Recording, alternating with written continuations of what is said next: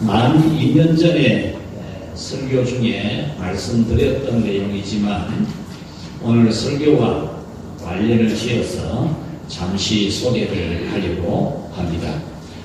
중국에 서촨성이라고 하는 곳이 있는데 그곳에 리우라고 하는 19세의 청년이 살았습니다.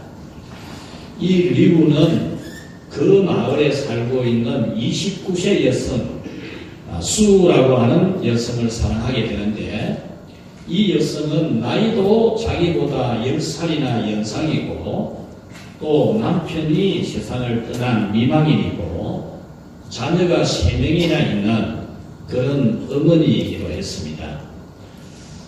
그 사회 통념상 그 당시로서는 그 사실을 받아들이지 못하니까 이 19세의 이 청년은 이 수라는 여성을 데리고 깊은 산속으로 들어갑니다.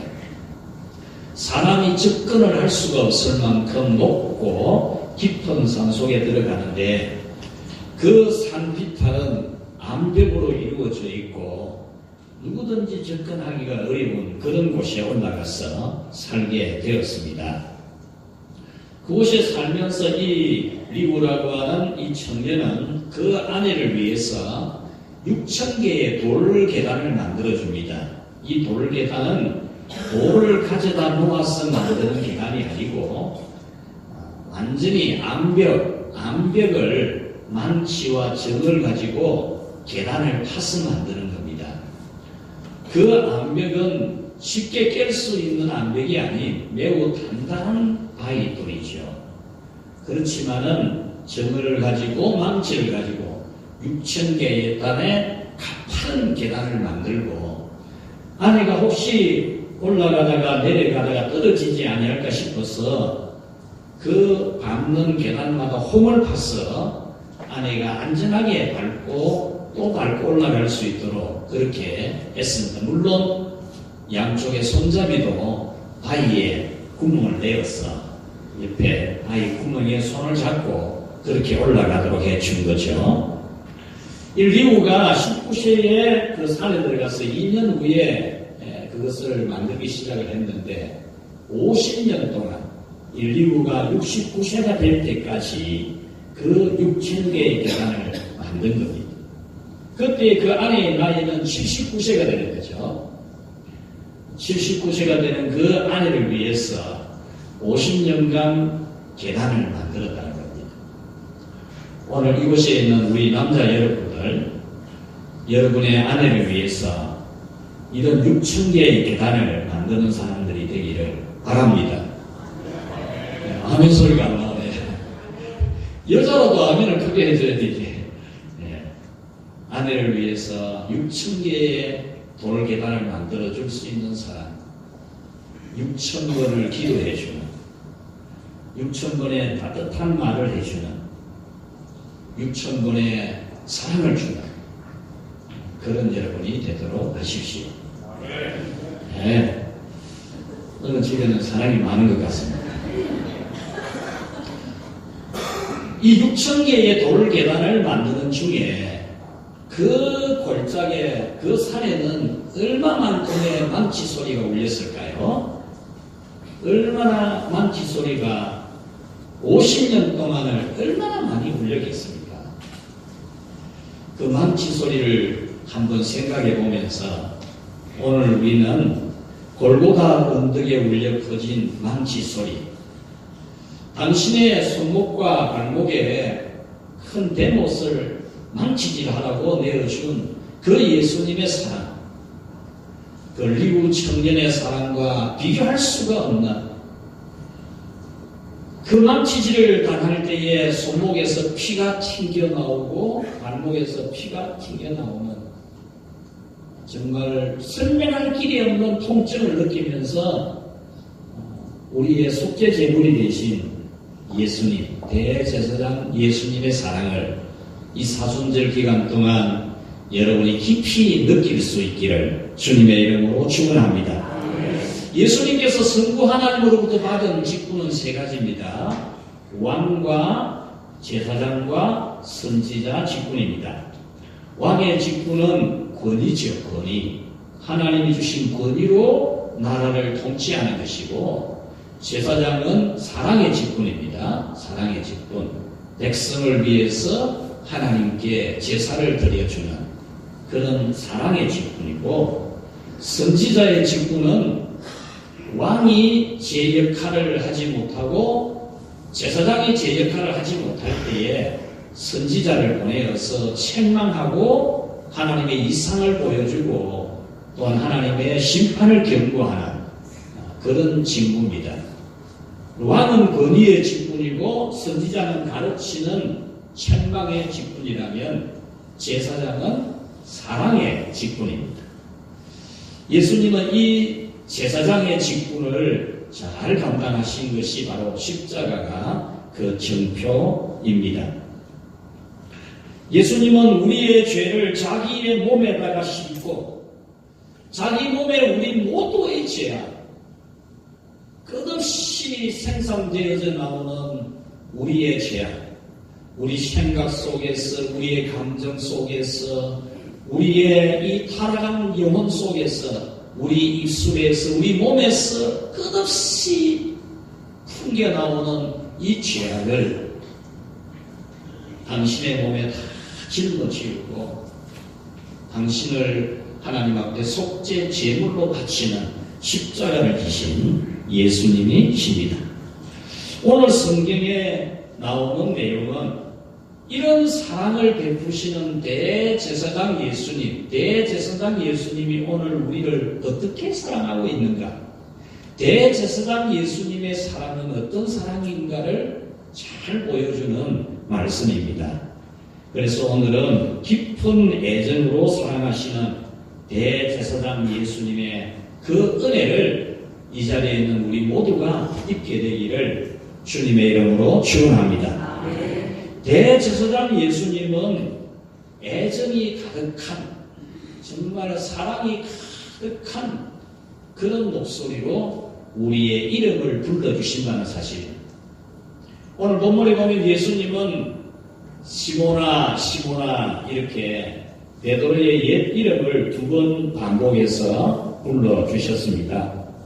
그것은 이 베드로에게 큰 시험이 닥쳐오고 있기 때문에 이 베드로를 완전히 박살내려고 하는 사탄이 지금 작심을 하고 달려들고 있기 때문에 예수님이 제사장으로서, 대제사장으로서 이 베드로의 옛 이름을 시모나 시모나 이렇게 불러주셨던 겁니다. 이와 같이 예수님은 오늘 이 자리에 있는 여러분의 이름도 2번, 20번, 200번이라도 반복해서 불러주시는 대제사장이신 것을 믿으시기를 바랍니다. 여러분이 오늘 이 성경을 보면서 내 이름, 이 이름을 불러주시는 주님, 대제사장, 사랑의 극치를 보여주시는 대제사장의 사랑을 느끼면서 여러분이 위로받기를 주님의 이름으로 축원합니다. 두 번째로 이 대제사장 예수님은 우리를 가득한 사랑으로, 애정 어린 사랑으로 돌봐주신다는 겁니다.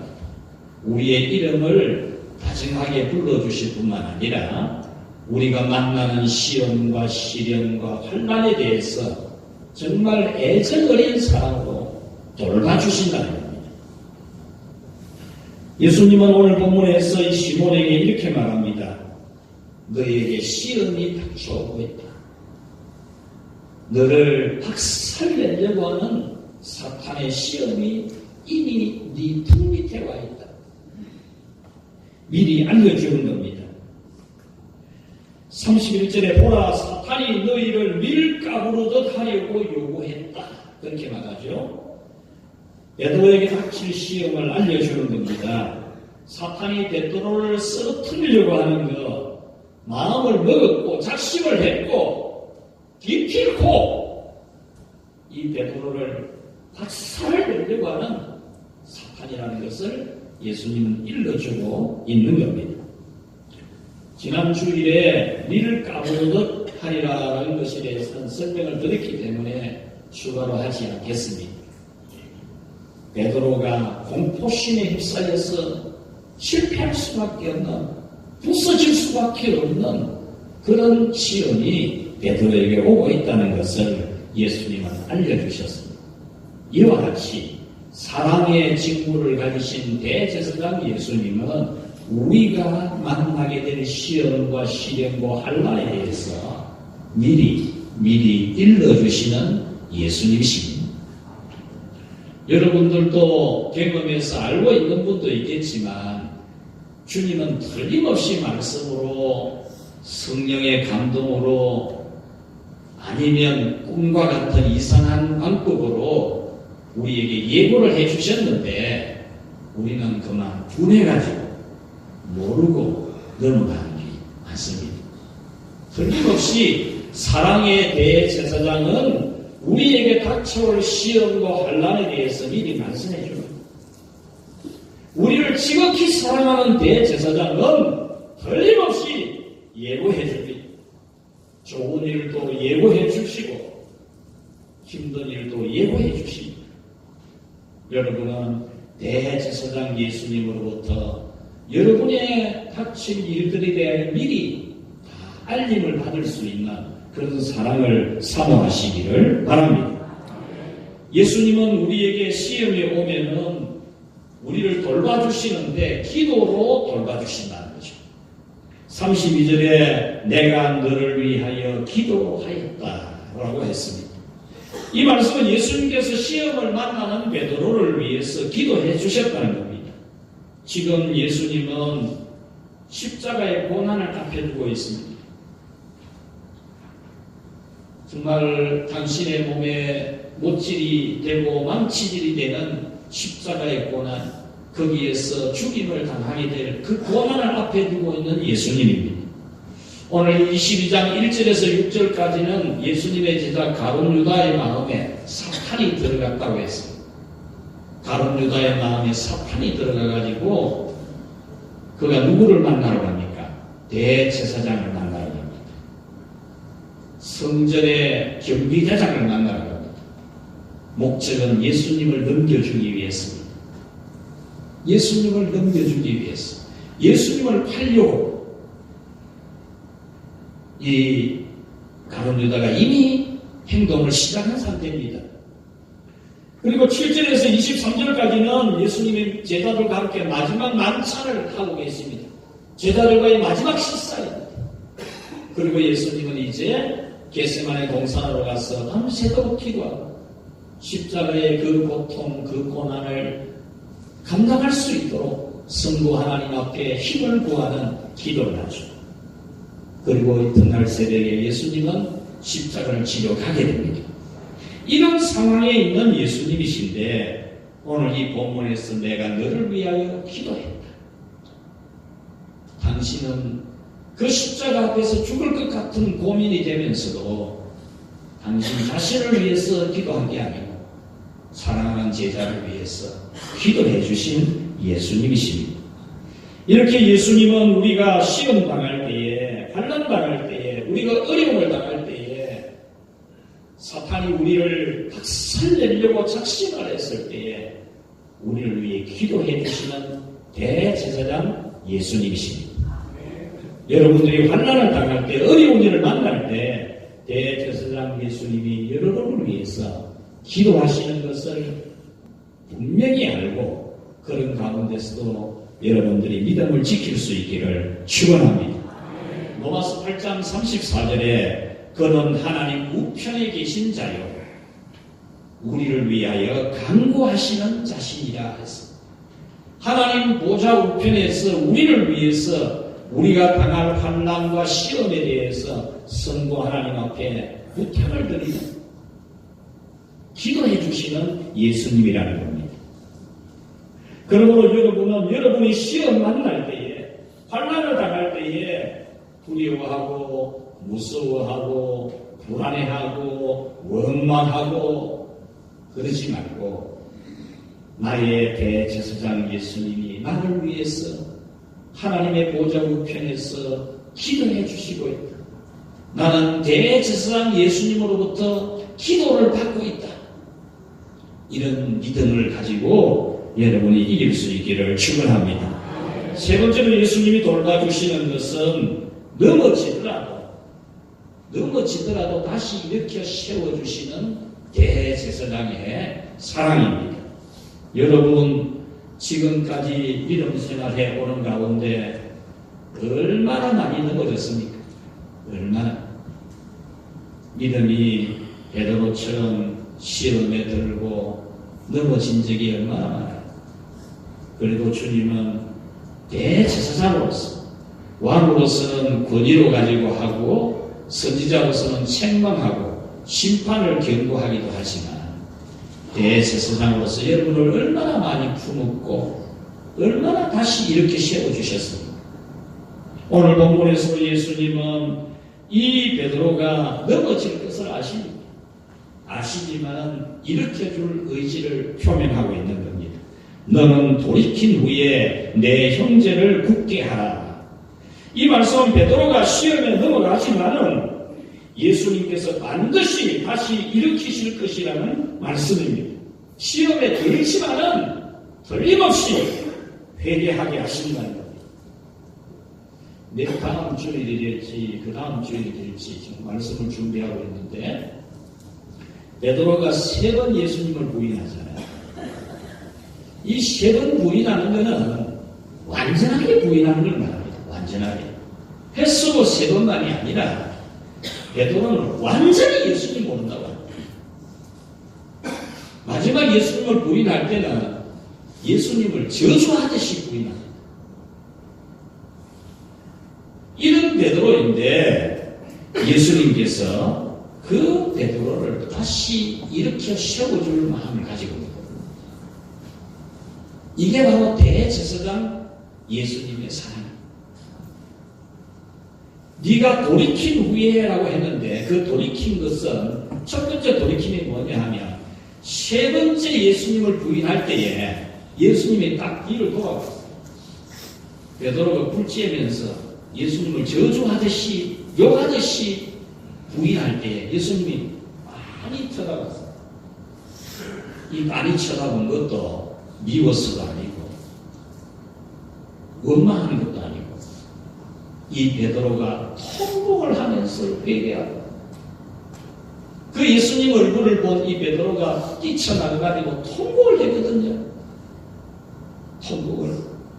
이 베드로가 예수님을 완전하게 부인하는 완전히 망가지는 존재가 되지만 대제사장 사랑의 예수님은 그를 다시 이렇게 세우고 작심을 하고 있거든요.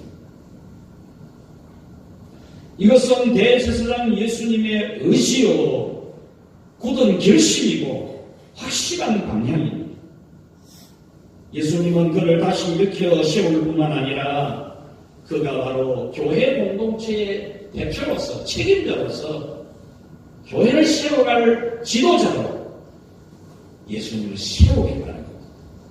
당신을 3번이나 부인하는 저주를 하면서 부인하는 베드로가 되지만 예수님은 그를 다시 교회의 대표로 세우겠다는 겁니다.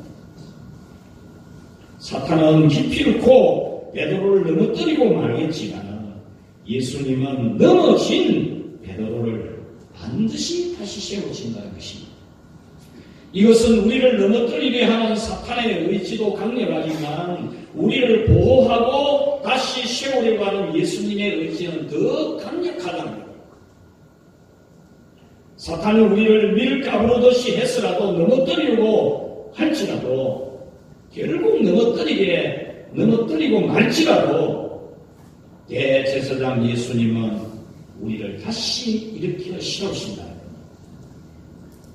사탄이 작심한 것은 베드로를 넘어뜨리는 것이지만 대제사장 예수님이 작심한 것은 넘어진 베드로를 다시 일으켜 세우신다는 겁니다.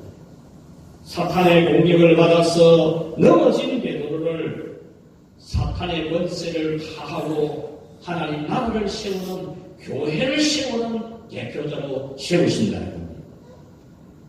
이것은 대제사장의 의지가 사탄의 의지보다 더 강하다는 것을 보여줍니다. 여러분을 공격하는 사탄에 대해서 두려워하지 말고, 여러분을 자식을 하고 여러분을 망가뜨리려고 하는 사탄을 두려워하지 말고, 여러분을 망가뜨릴지라도 다시 이렇게 세우실 대제사장의 사랑에 여러분을 기대시기를 주의 이름으로 축원합니다. 대제사장 예수님은 사탄의 시험에 넘어가서 예수님을 3번이나 부인할 베드로이지만 베드로를 미워하거나 심판하거나 책망하지 않으셨습니다. 이와 같이 예수님은 오늘 우리에 대해서도 이런 대제사장의 사랑으로 사랑해 주시고 계십니다. 사탄이 기어코 우리를 넘어뜨리는 것이 있을지라도 우리 대제사장 예수님은 우리를 결코 버리지 아니하시고 반드시 다시 이렇게 세우실 예수님이십니다.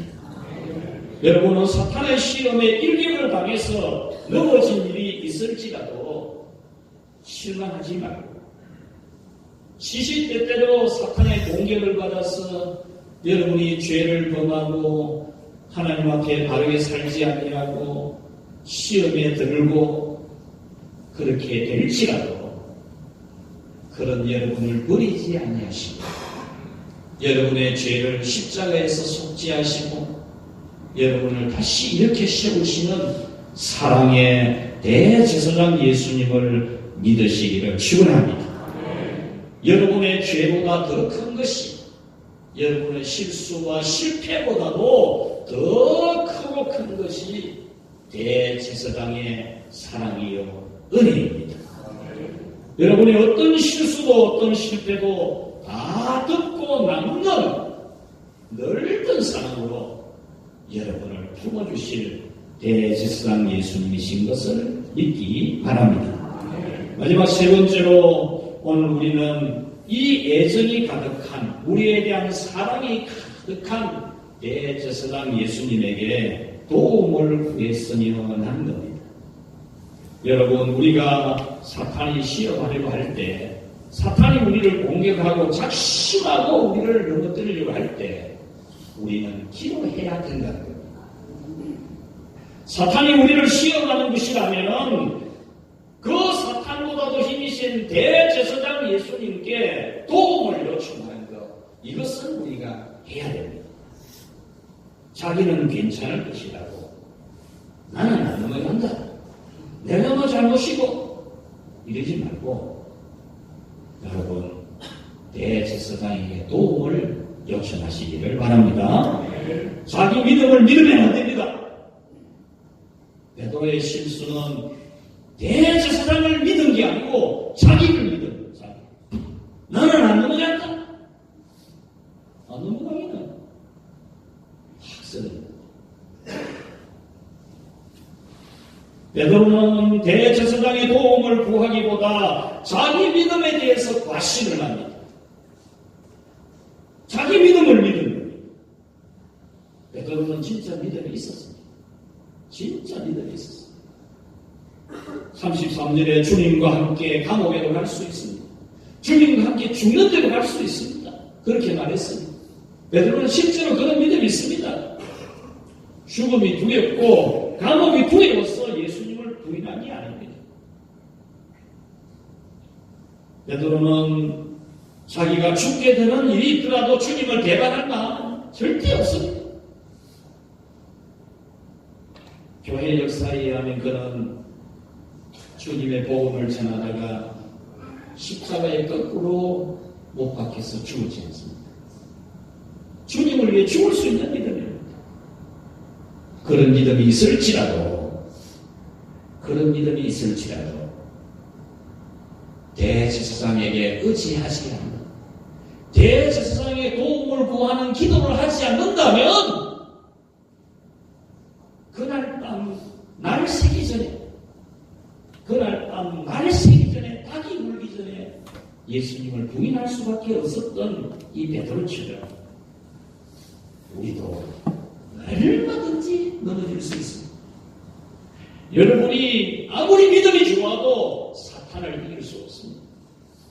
대제사장의 도움을 받지 않는다면, 대제사장에게 기도하지 않는다면 여러분은 결코 사탄을 이기지 못합니다. 예수님은 베드로가 그날 밤에 시험에 넘어질 것을 아셨습니다. 오늘 다 울기 전에 네가 새로운 나를 부인한다. 이 말씀도 책망이 아닙니다. 자만하지 말라는 거죠. 자만하지 말아라. 베드로야, 너 오게도 같이 가고 죽는 데도 같이 간다고 하는데 자만할 게 아니야. 그렇게 일러줍니다. 사탄의 시험이 만만한 게 아니야. 그렇게 말해줍니다. 여러분, 지나간 일에 대해서 만일에라는 말은 필요 없습니다. 소용도 없는 말이고, 지나간 일을 두고 만일에가 무슨 소용이 있습니까? 다 지나가 버리는 거예요. 후회스러운 일이지만 이 베드로에게 만일에 예수님이 너에게 시험이 온다, 사탄이 너를 넘어뜨리려고 작심을 했다, 너는 넘어지게 된다, 네가 다 울기 전에 나를 세 번 부인하리라 이랬으면 이 베드로가 주님, 저는 주님을 위해서라면 감옥에도 갈 수 있고 죽을 수도 있습니다. 그런데 주님 어떻게 해야 됩니까? 주님 말씀이 사탄이 나를 넘어뜨린다고 하는데, 내가 다 울기 전에 세 번이나 예수님을 부인하게 된다고 하는데, 그럼 어떻게 해야 됩니까? 주님 어떻게 해야 됩니까? 정말 울었어야 돼요. 울었어야 돼요. 주님, 내 믿음은 정말 주님을 부인할 마음 일절 없는데, 주님 말씀이 그러면 틀림없이 그래 될 건데 내가 어떻게 해야 되는 겁니까? 울면서 기도했었더라면, 대제사장에게 도움을 요청했더라면 하는 아쉬움을 가져봅니다. 마치 위에 셀프리신 예수님이 십자가를 앞에 두고 겟세마네 동산 산에서 산기도, 철야기도입니다. 철야기도, 산기도, 산에서 철야기도. 그래서 성부 하나님께 부르짖어서 십자가의 그 엄청난 시험, 그 엄청난 고난도 단단하게 지고 갈 수 있었던 예수님이었듯이, 이 베드로 또한 만약에 주님이여 내가 어떻게 해야 됩니까? 사탄이 나를 넘어뜨린다고 하는데 내가 어떻게 해야 됩니까? 라고 울부짖고 기도했더라면, 예수님처럼 기도했더라면, 이 베드로 딱지가 붙어있지 않습니까? 예수님을 세 번 부인한 사람. 이 세 번 부인은 완전히 부인했다는 말이거든요.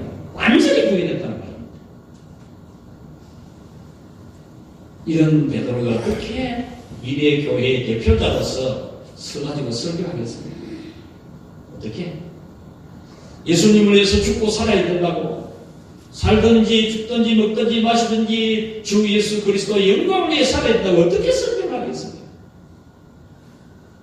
그런데 예수님이, 이 대제사장 예수님, 사랑의 예수님 그 딱지 떼주거든요. 앞으로 제가 고난주일까지 계속 이 부분을 설명할 겁니다. 그 딱지를 떼줘요. 그래서 베드로가 당당하게 교회를 세우는 제일 앞장에 설 수 있었던 겁니다.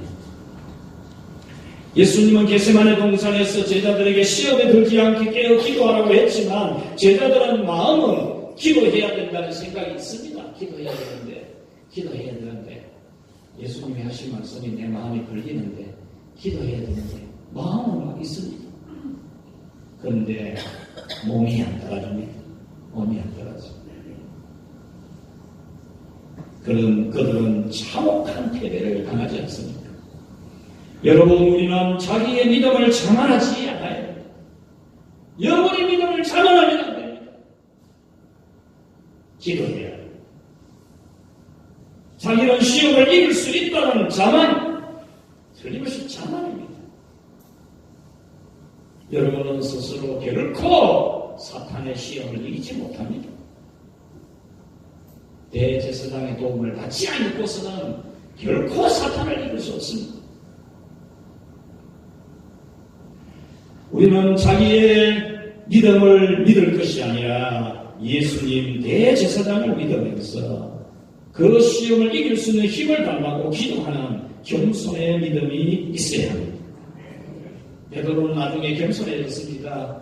십자가를 지나고 부활의 아침을 지나고 우리 그 갈릴리 바닷가에서 예수님을 만났을 때 이 베드로는 겸손해집니다. 우리 찬양대가 오늘 찬양한 내용이 내가 주님을 사랑하는 것을 주께서 아시나이다 라는 그런 찬양이었는데 이 베드로가 그때는 얼마나 겸손해집니까? 네가 나를 사랑하느냐? 이 사람들보다 네가 더 나를 사랑하느냐? 주님이 3번 질문하실 때 이 베드로가 어떻게 대답합니까?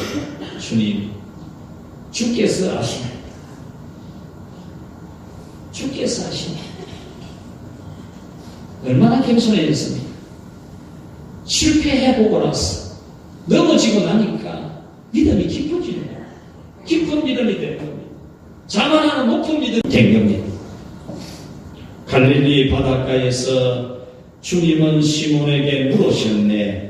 사랑하는 시몬아, 너는 나를 사랑하느냐? 오 주님, 당신만이 아십니다. 내가 주님 사랑하는 것 당신이 아십니다. 말씀을 맺겠습니다. 사랑하는 여러분, 주님이 고난받으신 고난주일이 다가오고 있습니다. 이곳에 모인 우리에게도 분명히 주님을 사랑하는 믿음이 있습니다. 주님을 위해 죽을 수도 있고 감옥에 갈 수도 있는 믿음이 있을 것입니다. 어떤 시험이라도 이기고 참고 견디며 주님을 사랑할 수 있는 믿음이 여러분에게 있을 것입니다. 참으로 너무나 고달픈 참혹한 시험도 여러분을 넘어뜨리지 못할 만큼 여러분에게는 귀한 믿음이 있을 수 있습니다. 베드로처럼 감옥에 갈 수 있고 죽는 곳에 갈 수도 있는 믿음이 여러분에게 있을 것입니다. 하지만 여러분을 넘어뜨리려고 하는 사탄의 기묘한 시험은 여러분의 마음을 다치게 하고 여러분을 마귀같이 되게 하기도 다른 누가 완전 마귀가 되는 거 아닙니까? 우리가 깨어서 기도하지 아니하면 대제사장 예수님께 도움을 요청하지 아니하시면 우리는 사탄에 의해서 사탄이 하는 짓을 할 수밖에 없습니다. 우리가 그렇게 넘어지게 될지라도 우리가 이 세상의 환난과 시험 때문에 주님과 좀 멀어지게 되는 경우가 있을지라도 왕으로서는 우리를 권위로 통치하고 선지자로서는 우리에게 책망도 심판도 하지만은 제사장으로서는 우리를 다시 일으켜 세워주시는 예수님이신 것을 여러분 감사하시기를 바랍니다.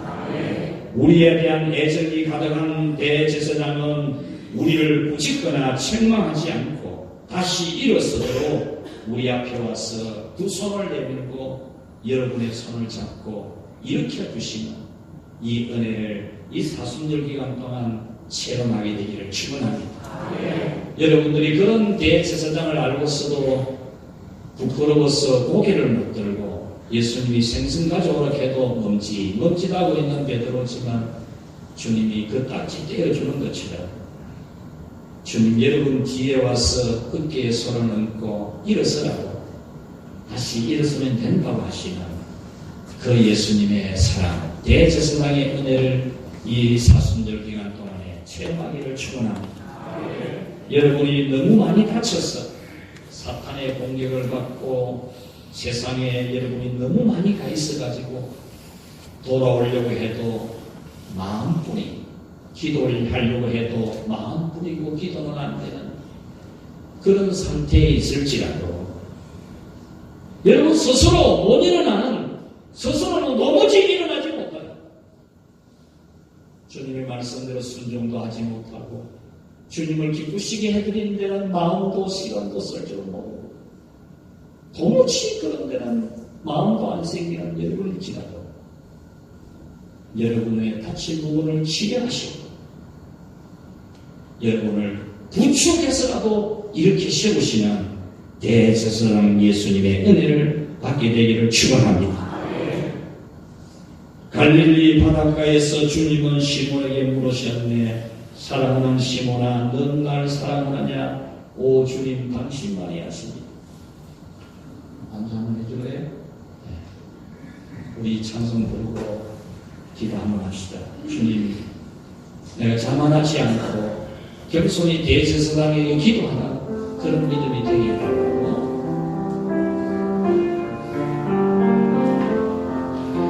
갈릴리 바닷가에 주님은 시몬에게 물으셨네. 사랑하는 시몬아,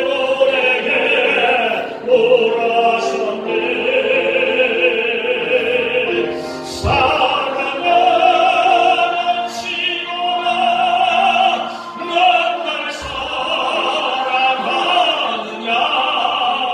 오 주님, 다시 한 번 더 갈릴리 바닷가에서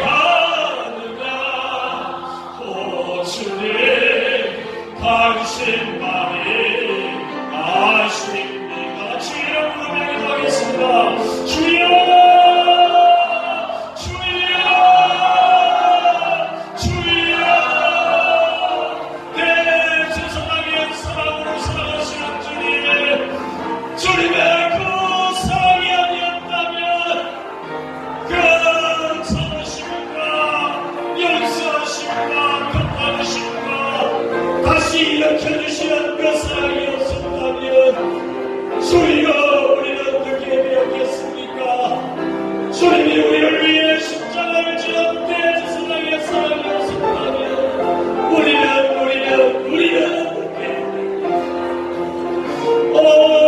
주님의 그 사랑을 다시 기억하게 해주옵소서.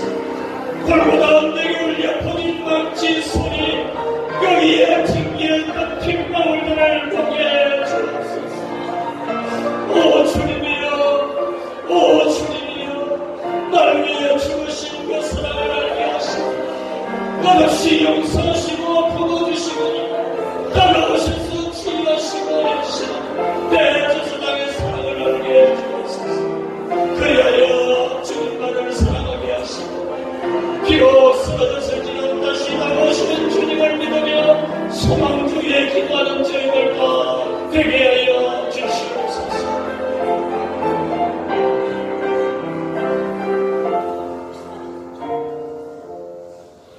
대제사장 우리 주 예수님, 주님의 그 사랑, 갈보리 언덕에 울려 퍼진 그 망치 소리, 거기서 튕겨졌던 핏방울들, 생각조차 두렵고 부끄럽고 죄송스러운 저희들입니다.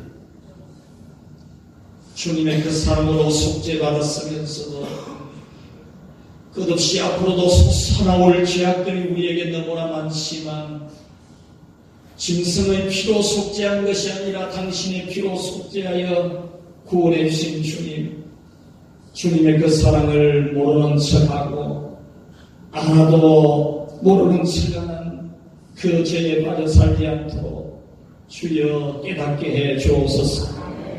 그 제사장의 사랑을 악용하는 타락한 죄인들 되지 않도록 해 주시옵소서. 그토록 기다리시고 그토록 다시 이렇게 세워두시는 그 사랑을 악용하는 자 되지 않도록 주여 권고하여 주시옵소서. 대제사장 예수님께 도움을 요청하는 기도를 게을리지 않는 저희들 되게 하여 주시옵소서. 주여 이 자리에 우리 모두는 다 특별히 몸이 아프고 삶이 고달픈 성도들은 대제사장 예수님의 사랑이 필요하오니 주님의 보혈로 덮어주시고 주의 은혜로 치유하시고 회복시켜 다시 한번 용기를 낼 수 있도록 은혜 베풀어 주시옵소서. 베드로의 부인했던 딱지를 떼어주신 것처럼 실패했던 모든 것도 다 지워주시고 다시 한번 주님을 위해 살아갈 수 있는 은혜를 내려 주시옵소서. 예수님의 이름으로 기도하옵나이다. 아멘.